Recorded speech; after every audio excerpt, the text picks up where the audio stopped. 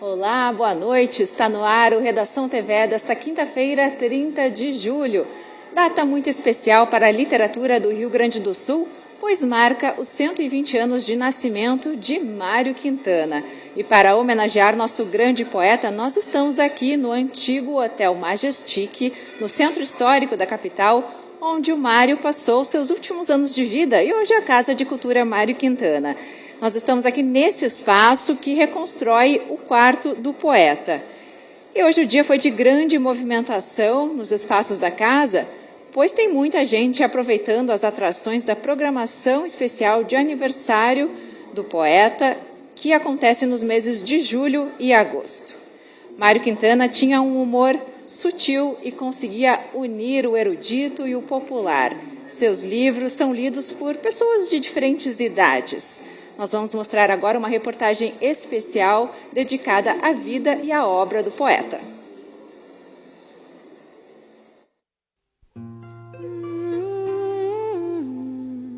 Sempre que se refere a mim, diz, manda o poeta Mário Quintana.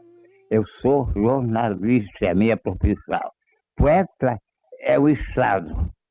Um estado assim como o estado de graça, ou o estado de coma, conforme o poeta. Esses que aqui estão. A Baiana, que era a diretora da rádio, era muito amiga dele, disse, vamos fazer entrevista, porque as músicas... E ele não queria fazer. Mas a Baiana insistiu. Tá bom, eu vou fazer. Primeira coisa que ele fez, tirou a dentadura. Ou seja, para mostrar que estava de mau humor. E primeira coisa que ele disse, não tenho música. Eu nem escuto música. Não tenho... Eu digo, Mário, bom, ele terminou inclusive revelando coisas lindas, ele era lindo falando. De repente ele derramava umas coisas que a gente juntava como poemas. Embora ele não fosse uma pessoa popular que gostasse da cultura popular, né? Ele não era uma pessoa que gostava de carnaval, futebol, coisas assim. A poesia dele comunica justamente com essas pessoas. O Mário é uma dessas vozes que rompeu o equívoco entre poesia e povo. Muita gente começou a ler poesia, se perguntava depois, isso é poesia, a partir do Mário. A Rua dos Cataventos é uma Porto Alegre tão mágica. Tão mágica. Como eu não vivi aquele tempo, eu costumo perguntar, e algumas pessoas falam, não, é muito mais a poesia dele, o olhar dele sobre a cidade, que deu aquela dimensão, né? Isso faz parte dessa estirpe de artista que parece embelezar a realidade, né? Ele parece contaminar a realidade e não o contrário. A gente tem a inspiração, a coisa não é... A coisa já vem, mas de repente vem. Mas não é só o santo baixar, não é? É preciso a gente puxar o santo pelos pés, não é? Aí que está a coisa. Eu entrava direto pro quarto, sem bater, sem nada, né? E ele estava sempre sentado assim, com as pernas dobradas, a prancheta no colo. Então eu sentava na cadeira ali do lado, ele ficava na cama e ele lia o que ele tinha escrito. Então depois ele passava limpo e me dava o original, escrito à mão mesmo, né? O meu pai trabalhava no Correio do Povo. A mesa dele era do lado da mesa do Mário Quintana, assim. E me fez escrever uma história para o Mário Quintana. E eu só me lembro que eu escrevi uma história sobre um moço velhinho. Eu só me lembro disso. E veio um bilhete, assim, um poeminha com a letra dele, né? E era assim, Maria Cláudia, o teu bilhete me deixou muito alegrete. Aqui vai todo o carinho daquele moço velhinho que está te escrevendo esta com a alma toda em festa. E tinha muitos amigos, né? Muitos amigos. E a biografia dele é rica, essa coisa dele caminhando na Praça da Alfândega, tem várias fotos dele, frequentador assíduo, todos os dias na Feira do Livro, até porque ele morava ali perto, trabalhava no Correio do Povo, então a Feira do Livro, a Praça da Alfândega era um habitat dele também, né? O Mário, dentro daquele artigo, Caderno H dele, por exemplo, pessoas que nunca leram poesia, que nunca se interessaram por poesia, tem aquelas frases do Mário de cor, tem pessoas que vira e mexe, elas se citam uma frase dessa. Depois de Alegrete, ele viveu sempre de pensão em pensão, hotel em hotel, e tinha dificuldade de estabelecer uma residência. Ele veio para o Rio, né? Também aqui era hotel e tal. Aqui ele conheceu a Cecília Meirelles, a grande musa da vida dele, um amor platônico, como tantos outros que ele teve. Sempre tinha uma piadinha, sempre tinha uma brincadeira, né? E bom humor, sabe? Bom humor e, às vezes, sarcasmo. Quintana foi um trabalhador da palavra, alguém que viveu da sua palavra, da sua poesia, e que trabalhou seriamente. A obra completa dele é gigantesca. É uma aula de filosofia, tem muitos toques psicanalíticos e isso tudo com uma sensibilidade muito grande, um humor refinadíssimo. É um poeta completo, sabe? E ele vai ser cada vez mais lido e cada vez mais valorizado. O Mário fazia parte da gente, fazia parte do cotidiano, fazia parte da conversa, e eu acho que faz ainda.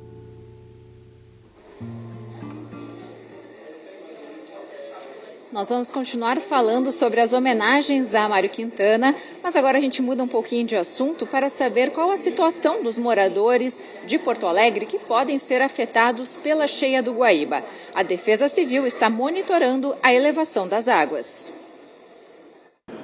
A parte mais baixa em toda a extensão da rua Nossa Senhora da Boa Viagem, às margens do rio Jacuí, na Ilha da Pintada, já está tomada pelas águas. A medida da régua no leito do rio ficou oscilando ao redor dos 2 metros. Moradora da ilha há mais de 60 anos, a dona Vera não se assustaria com esse volume. Mas agora, ela e a filha estão agindo na prevenção. Antigamente a gente brincava até na água, achava que era tudo normal, mas depois de 24, sim. A gente ficou bem mais apreensivo. A gente está se precavendo, indo para Porto Alegre, levando algumas coisas para o apartamento que a gente tem em Porto Alegre, né? E a gente está indo para lá levar algumas coisas. Mas, por enquanto, eu pretendo ficar por aqui até se a água... Mas eu creio que a água não vai subir mais. Ela está vindo com calma. Então, a gente está vendo que a água está descendo. Ela tem que descer, né? Porque vem lá de cima, ela vai para Porto Alegre, agora desce, pega em direção à Lagoa. Então, a gente só está se prevenindo. O momento é de alerta. A limpeza das margens dos canais e arroios e o monitoramento da Defesa Civil são constantes em todo o complexo de ilhas ao redor do Guaíba. Estamos com posto de comando, as equipes circulando com a população e orientando a população de nível do Guaíba. Então a gente vem acompanhando a elevação pelas réguas e a gente continua esse trabalho aí de prevenção, tanto da população das ilhas como todos de Porto Alegre. O boletim hidrológico do Instituto de Pesquisas Hidráulicas da URGS indica que os volumes do Guaíba ainda sobem até o final de semana, consequência das últimas chuvas no interior. Dá para ver pela quantidade de galhos e entulhos vindo junto com as águas do Jacuí, mas também do Taquari, Caí, Sinos e Gravataí. Por esse motivo, a empresa que administra o catamarã suspendeu novamente a partir de hoje as viagens entre Porto Alegre e Guaíba durante a noite. A boa notícia é que a semana termina sem chuva e a sexta-feira será ensolarada em quase todo o estado. Hora da previsão do tempo.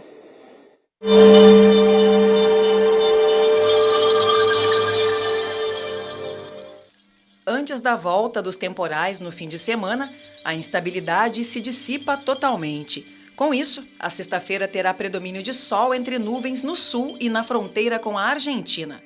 Em todas as outras áreas, céu aberto. As temperaturas ficam mais altas já pela manhã, mínima de 15, máxima chegando aos 28 graus em Porto Alegre, variação entre 17 e 27 em Uruguaiana. Os termômetros vão dos 14 aos 25 graus em Bento Gonçalves.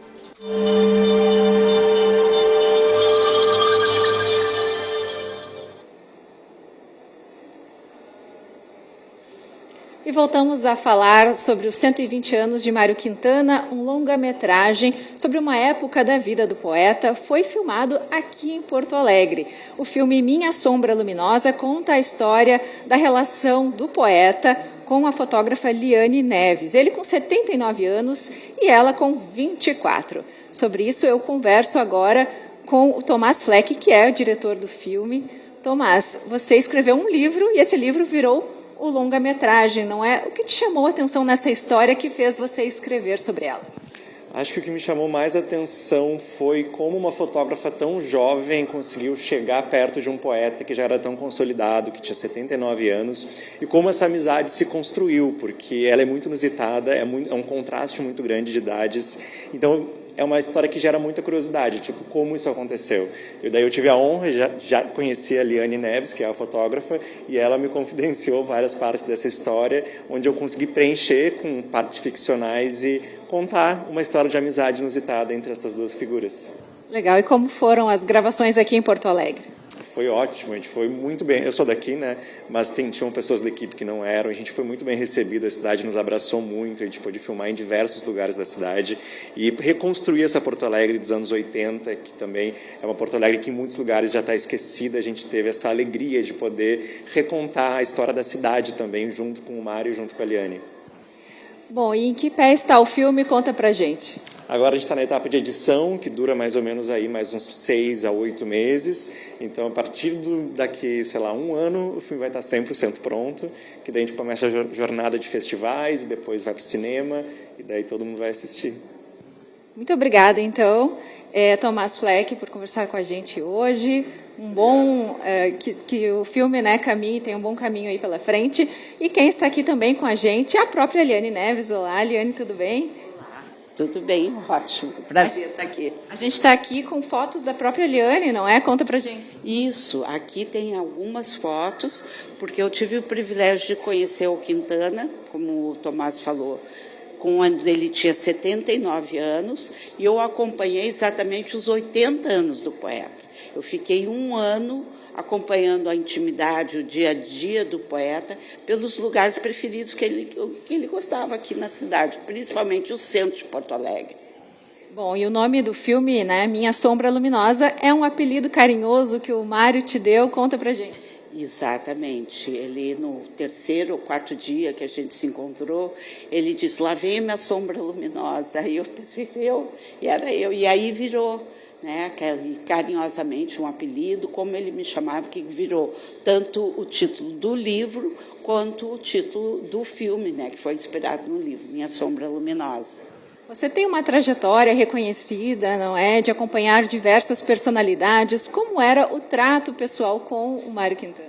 Ele era uma pessoa muito doce comigo, muito irônico também, mas eu acho importante, eu acho que ele foi o grande personagem que me inspirou quando jovem, para justamente, depois dele vieram as outras celebridades, outras pessoas importantes que eu fiz também para outras revistas.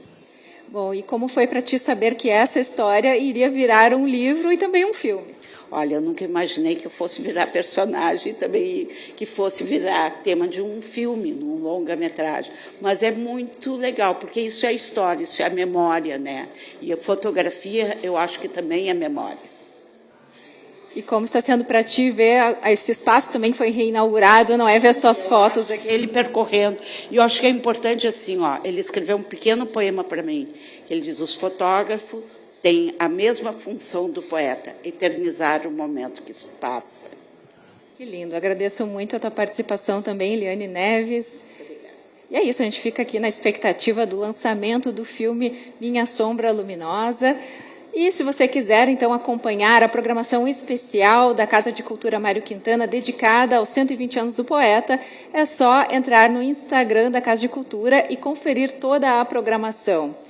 E a gente se despede por aqui. O Redação TVE, então, encerra hoje, em homenagem aos 120 anos do poeta, com o Dudu Sperbi interpretando O Mapa. Nós voltamos amanhã, às 6 horas da tarde. Uma boa noite para você. Até lá. Como quem examinasse a anatomia de um corpo, sinto uma dor infinita das ruas de Porto Alegre, jamais passarei.